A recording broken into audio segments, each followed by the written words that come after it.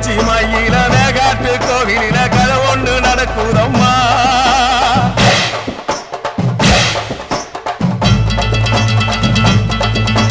காட்டு புலி ஒண்ணு காயம் பட்டு போச்சே காரணம் யார் சொல்லம்மா.